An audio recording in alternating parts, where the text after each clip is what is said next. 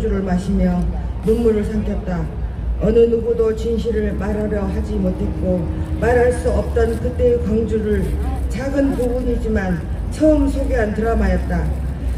드라마의 한 것 중에 아주 짧은 순간이었지만 감사하고 감격했다. 작게나마 진실을 말해주어서 너무 고마웠다. 물론 만족한 것은 아니었다. 지극히 일부분이었기 때문에 그 뒤로 화려한 휴가, 꽃잎, 택시 운전사 등으로 소개되었다. 물론 그 영화들도 보았다. 그때의 그 참혹함이 어찌 두어 시간의 영화로 다 표현이 되었을까마는 그래도 그날의 그 참혹한 학살의 현장을 조금이라도 보여줄 수 있었던 그 영화, 그 드라마들에게 감사한다. 명색이 글이라고 국적거렸던 내가 굳이 그날의 광주에 대해서 쓰지 않으면 생각하기 싫었고 그 두려움과 그 분노를 다시 상기하기가 무서웠다. 아니, 생각나는 것을 애써 지우려 했다는 것이 정직한 대답일 것이다. 어쩌면 그때 나와 생을 달리한 그분들에게 지금 내가 살아있음이 그때 같이 죽지 못함이 너무 죄송하기 때문이기도 하다. 광주 시민 여러분, 당신의 아들과 딸과 형제들이 정부군의 총탄에 죽어가고 있습니다. 모두 나오셔서 함께 해주십시오 라고 간절하게 애절하게 가두방송을 했던 새벽 4시의 죽음같은 정막을 깬 가두방송의 그 목소리를 아직도 나는 기억한다.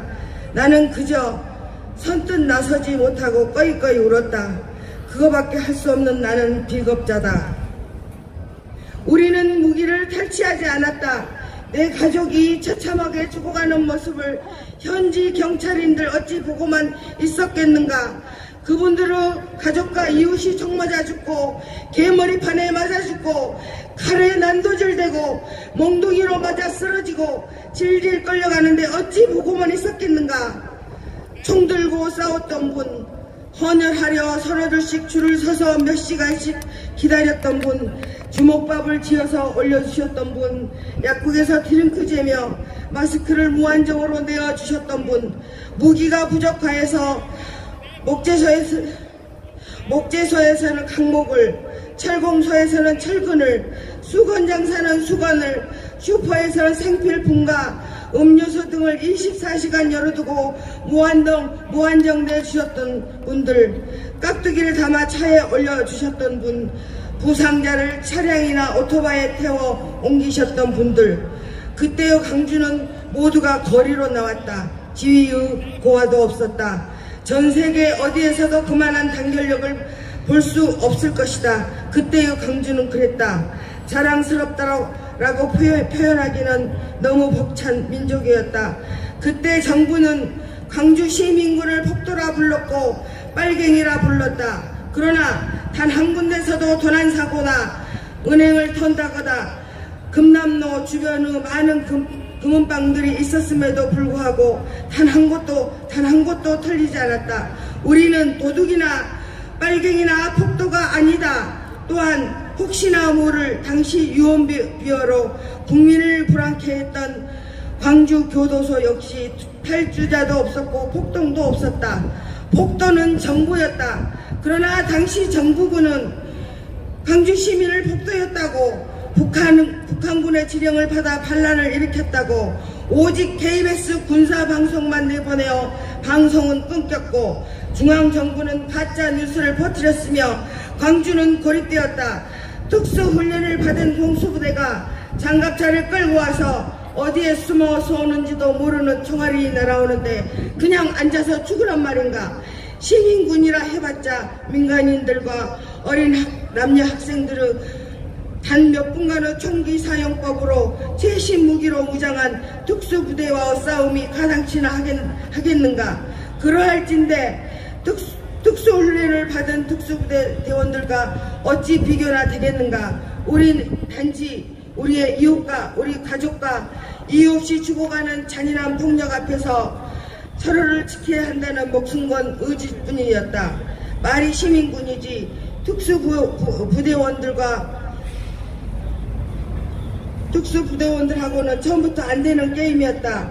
그야말로 오합지졸이었지만 의지 하나만은 세계 어느 군대보다 강했다고 자부한다. 그날 광주는 외세가 아닌 우리 정부 특수훈련을 받은 군인들이 광주를 무자비하게 학살했다. 40년이 지난 오늘 윤석열 정부는 그때의 무자비한 광주 학살을 재현하고 있다. 노동자는 간첩으로 몰리고 건폭이라는 신종어를 만들어내어 열심히 살아온 평범한 노동자였던 두 아이의 아버지를 분신케 하였다.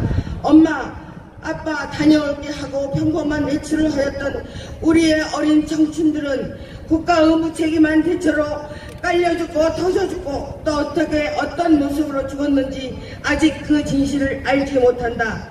다시는 돌아오지 못하는 이 아이들의 원통한 죽음을 말도 안 되고 상상도 할 수 없는 시리고 참사를 겪고도 아이들의 어버이와 형제들은 분향소 하나 마음 놓고 차릴 수 없는 것은 물론이고 그 가족들은 가족을 잃은 슬픔을 목 놓아 울지도 못하고 춥고 눅눅한 거리에서 지내온 지 벌써 200일이다. 또 얼마나 차가운 거리에서 눈물 고인 잠을 청해야 할지 알 수 없다. 여러분, 노동자분들이 간첩입니까? 노동자분들이 폭력 집단입니까? 아닙니다. 촛불 국민들이 이북의 지령을 받고 나온 것입니까? 아닙니다. 우리 아이들이 거리에서 왜 죽어야 하며 열심히 산 노동자분이 왜 불에 타 죽어야 합니까? 분신하신 양회동 열사님 또한 국가가 죽였습니다. 12교 장사 아이들도 무책임한 국가가 죽였습니다. 그러할진데 지금 윤석열 정부를 믿고 의지할 수 있겠습니까? 없습니다. 남과 북, 동과 서, 남과 여, 노인과 청년, 애국과 매국 지배하려는 자들에 의해 갈기갈기 찢기워져 있습니다. 그때 5월의 광주처럼 주권과 민주주의가 죽었습니다. 더 이상 우리 가족과 이웃을 잃을 수 없습니다. 지금 대한민국은 그때 정부군의 무차별 학살 때와 같은 현재 진행형입니다. 그때 5월처럼 우리는 또 하나여야 합니다. 아픈 대한민국, 죽어가는 대한민국, 우리가 다시 일으켜 세워야 합니다. 반드시 해내야 됩니다.